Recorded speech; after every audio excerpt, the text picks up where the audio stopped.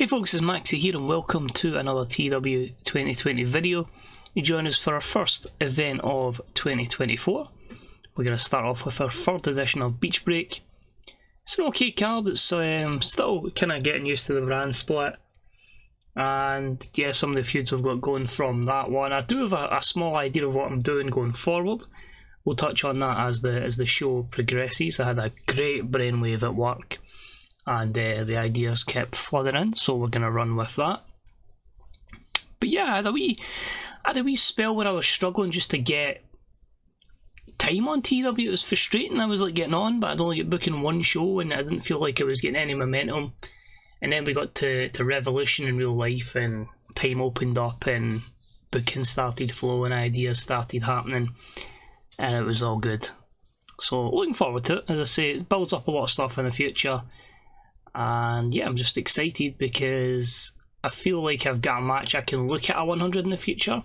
I just need to build one of the guys up for it.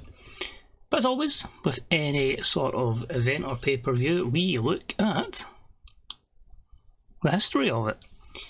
So, back in 2022, our first Beach Break, we had the debut of Becky Quinn as she confronts Britt Baker. A Ricochet against Pac. We had Jade Cargill and Raquel defeating Hikaru Shida and Riho. Miro defeating Takahashi for the TNT Championship. Eddie Kingston proud and powerful over Sammy, Jericho and Hager. You can see a couple of victories in there for Silver and Reynolds, with a win for Hangman over Adam Cole. For CM Punk over MJF. For Bryan Danielson over Minoru Suzuki before Kevin Steen popped up. And we also had Britt Baker defeat Becky Quinn for the women's title. So it might not have been Becky's debut, I can't remember. And the main event, Kenny Omega defeating Rey Fenix to retain the world title. I'm not sure if I mentioned it in the 500 awards episode. Rey Fenix is retired.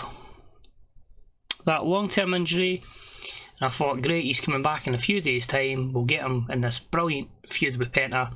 Penta will turn on him on his return. I can go him versus Rey Fenix. Nope, the injury was so bad, Phoenix retired the day he was set to return. So we were already missing him for the past year and probably 3 or 4 months. And yeah, Rey Fenix is a road agent now, at the age of 31. So he's someone we would have easily relied on for an excellent rating, for a good matchup, a good chance of a 100, and it's yeah, not happened here. And on to 2023, last year you see the 88 rating, MJF and Danielson with a confrontation, Jeff Cobb defeating Brock Lesnar, Pac defeating Penta El Zero for the 0X Championship. Garza Jr. I think made his debut with Kerry Hojo, and Io Shirai defeat Baszler and Rousey. We had Thunder Rosa retain the Women's Championships against Mercedes Varnado. Chris Statlander over Becky Quinn. Sammy Guevara over Jay Lethal. Adam Cole over Jungle Boy. Rush over Leo Rush. Cody Rhodes defeats Malachi Black. And Hangman Page defeats CM Punk in the main event with Shawn Michaels attacking CM Punk. There's not as many matches, admittedly. I kept it within the 225 minutes we were limited to. I felt like, because there's so many events coming up going forward, that I can certainly mix and match who's going to be on particular events. So we are going to be on Cablevision. Main event is Shaw Direct. We are going to be at the Almadome, so we are looking just under 70,000. All the boosts, because money's not an issue in this save anymore, so anything that can help us get the best show possible. And without further ado, this is the 2024 AEW Beach Break event. Enjoy. So just 17 segments and a risky one at the start. I was hoping this would get me my cheeky 100. It's only an 85 because Jericho's not the most over, but we're trying to build him up, of course. The matchmaker on Dynamite, and he is here alongside Kenny Omega and CM Punk, as both of them are really pushing to confirm who is the best in the world as the feud is going. And they're going to battle in their main event. Jericho says it's good they're going to get it on. They let them say each other's words to each other.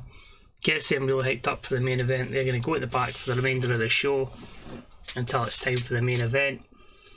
And Jericho says, well, you guys head to the back. The GOAT, the influencer, is going to show why ever since he's became a matchmaker, he is influencing AEW to better and better things. Number 1, Jericho says, he spoke to Gedo and Jado, I don't know, I don't watch New Japan as often as I should, but he has a long relationship with them, back from WCW.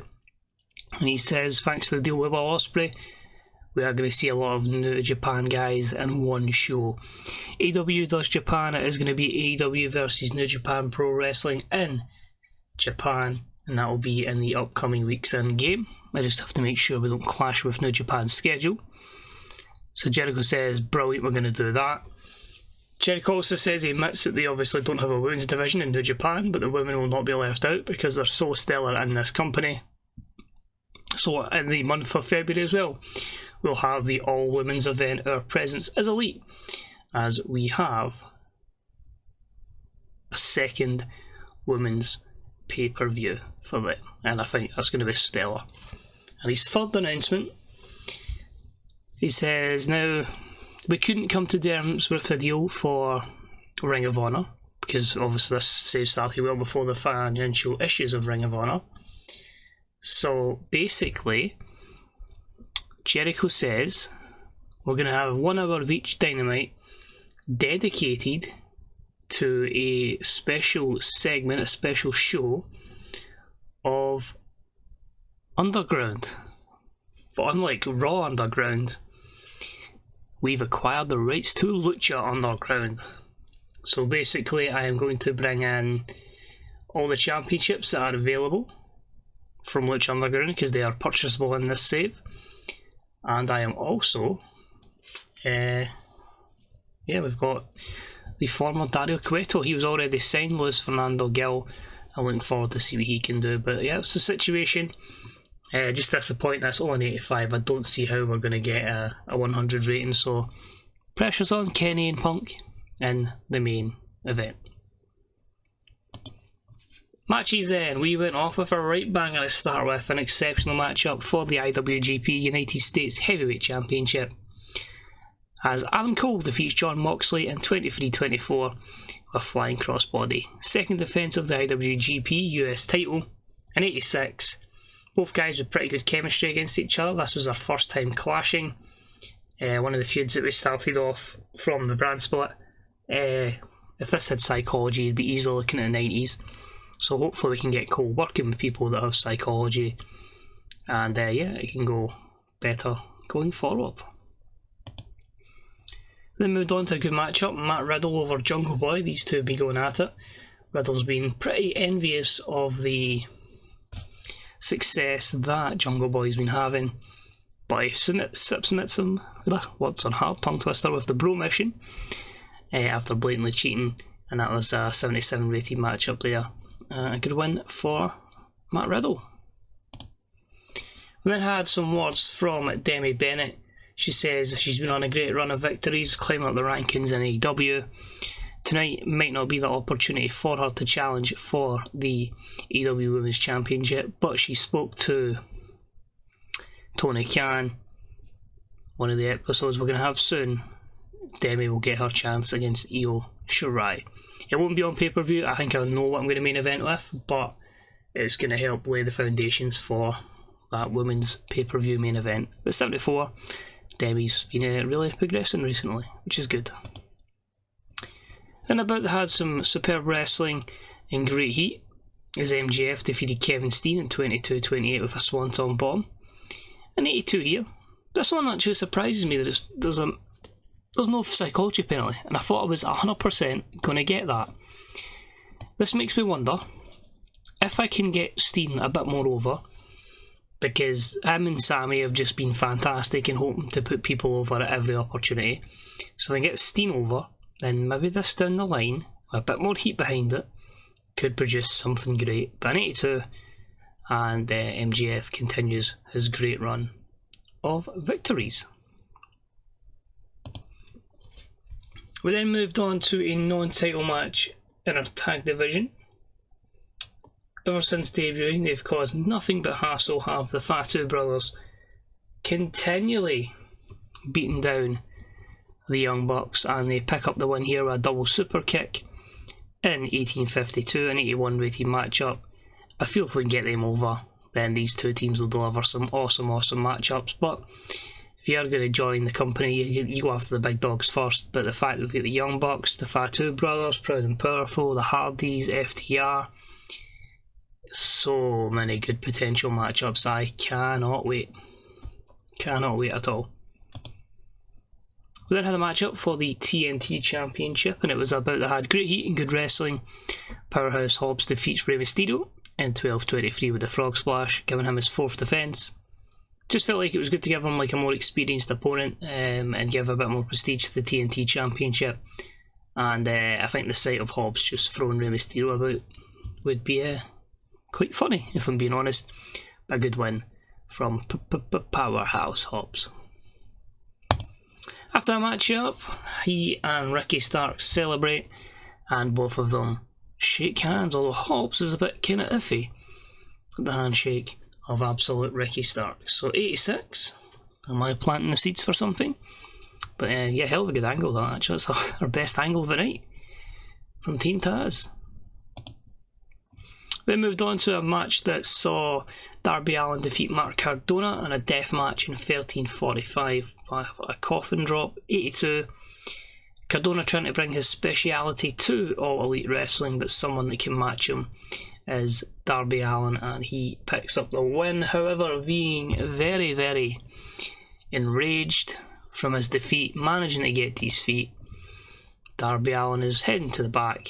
But Mark Cardona gets out of nowhere, just blindsides him, attacks him, and he power bombs him off the stage, through a table, onto some equipment, and Darby Allin is stretchered out while Mark Cardona looks on, smiling and laughing and doing the loser bro sign of Long Island and all that stuff.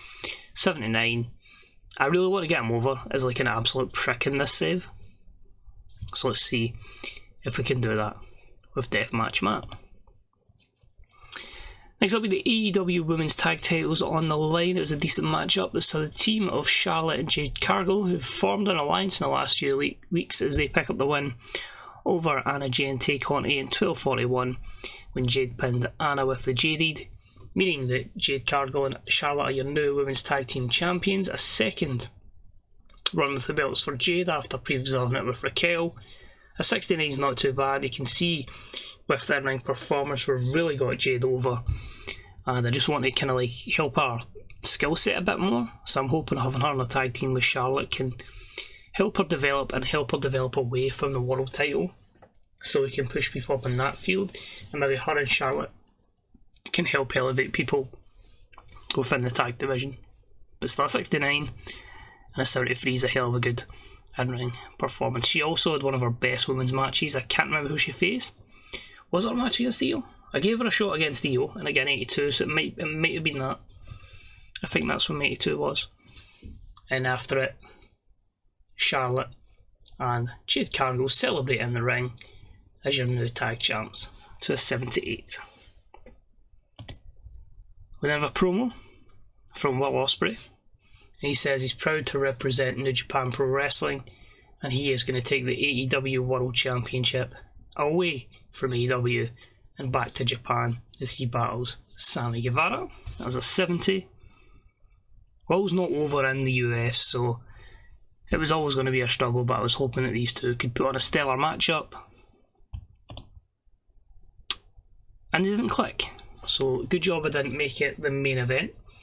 But about that had good heat and decent wrestling. Sammy over Will in 13:50 with a 6:30.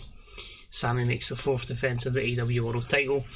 My other thinking behind this was they would have a lack of psychology. Like, I thought it would be a great match to have a steal the show, but obviously they haven't clicked. But I felt like anything more than 13-14 minutes in it, it would have struggled a little bit.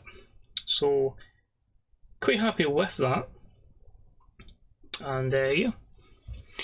It's just unfortunate, but yeah, Will's leading the invasion, and when he battles someone in Japan, when we do the super show, he's going to have a lot of overness in an opponent that isn't Sammy Guevara.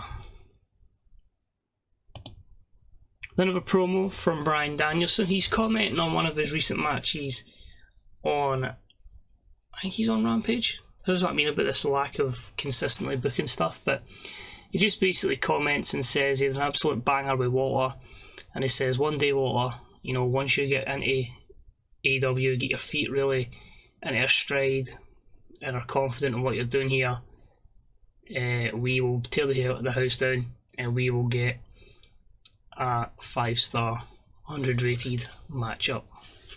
Basically, in Walter's debut, Walter was like 57 over in the US and they got an 87. So I feel like if they can both get really over, high momentum, high popularity, it could be an absolute incredible matchup. And the main event, exceptional matchup. Kenny defeats Punk in 13:52, a one-winged angel. Punk can't go any longer, unfortunately, because of his age. He's over. So I was hoping maybe a shorter matchup would have maybe have helped it, but not to be in this instance. The 84, despite Omega's 94 and Punk's 87. So I think we are probably looking at about an 89 rated show once we get the boost here. It's not been my best, but for once, storylines actually make sense. And after the matchup, Kenny cuts a promo. He's getting stale, which is a shame. He has a new catchphrase, so I'm intrigued to know what that is. But the Kenny promo was basically him saying at the end of the show, I've just defeated CM Punk. I guess that makes me the best in the world. Maybe I should prove that one more time in Japan against Okada. Fade to black. So we finished the show with those strong words. A 91. So my highest matchup was, well, the main event was an 84. My highest promo was an 86 from Starks and Hobbs. The boost gets us to a 91. But yeah, that New Japan show, Okada versus Omega in Japan.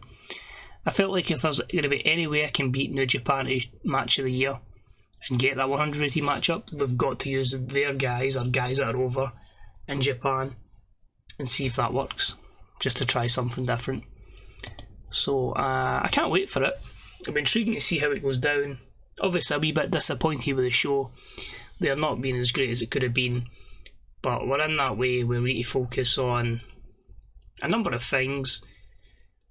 We need to obviously get our next generation over. We need to develop their psychology to ensure they can have decent long matches.